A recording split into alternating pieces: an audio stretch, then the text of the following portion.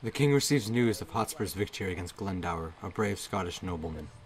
Hotspur is a young knight renowned for his prowess on the battlefield and his extremely short fuse. Many Scots have been taken as prisoners, some of high status and import. King Henry wishes to have these prisoners under his ownership as leverage against his Scottish enemies, and so he sends a royal messenger to deliver his demands to the young knight.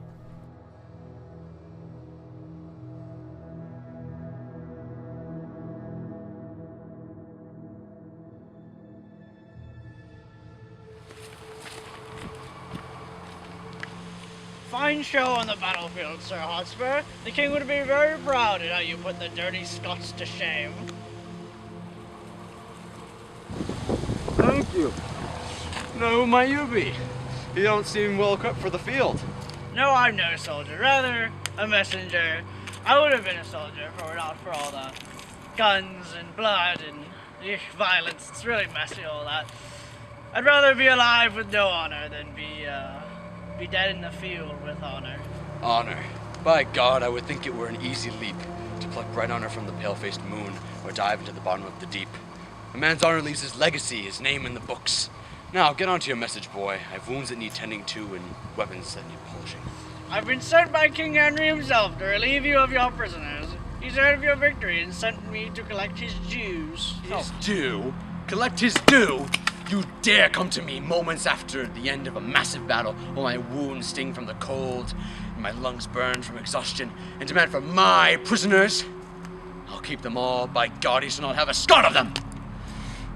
No, if a Scot would save his soul, he shall not. I'll keep them by this hand!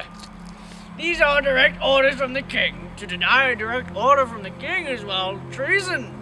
We live in a society, Hotspur. If you don't comply... I don't fear you nor your threats. Tell the king he can have my prisoners if he ransoms my brother-in-law Mortimer from Glendower. Now get out of my sight! I don't wish for you to be in my presence any longer.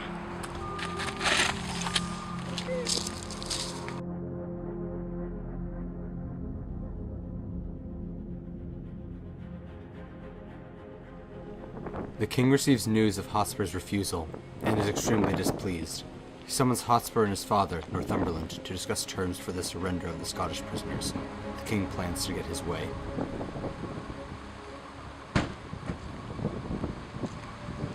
I've been too calm and even-tempered, unwilling to react with anger to many indignities and insults. You've known this and taken advantage of it, wearing down my patience. From now on, I shall take none of this. Be royal, powerful, and frightening. So we come to this.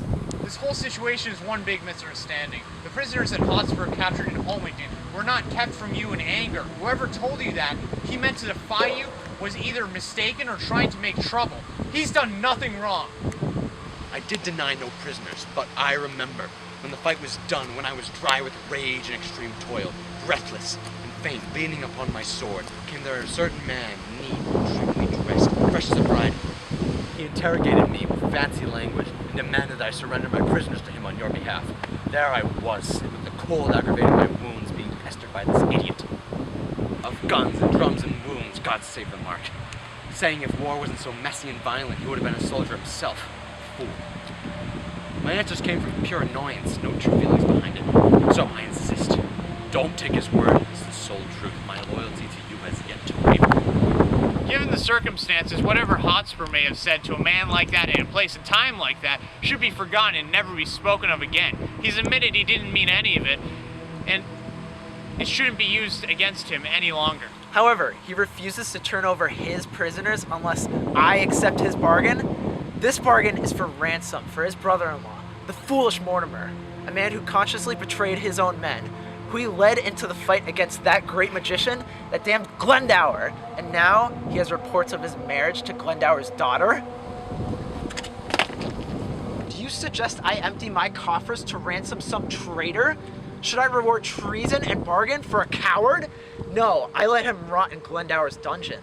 A man who asks me to spend even a penny on treacherous Mortimer is no friend of mine. That traitor Mortimer! You call him a traitor, yet he suffered an hour in brutal hand-to-hand combat against Glendower on the Severn River.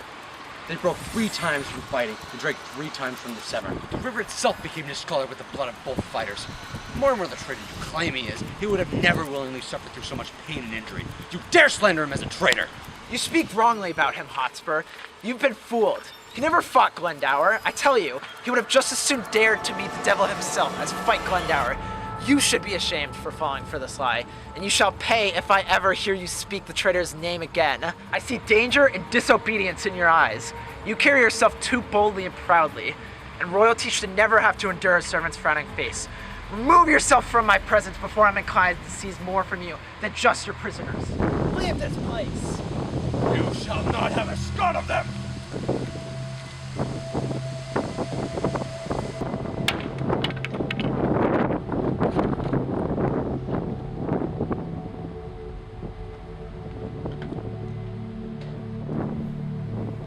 Hotspur and Northumberland leave the king, the damage being done.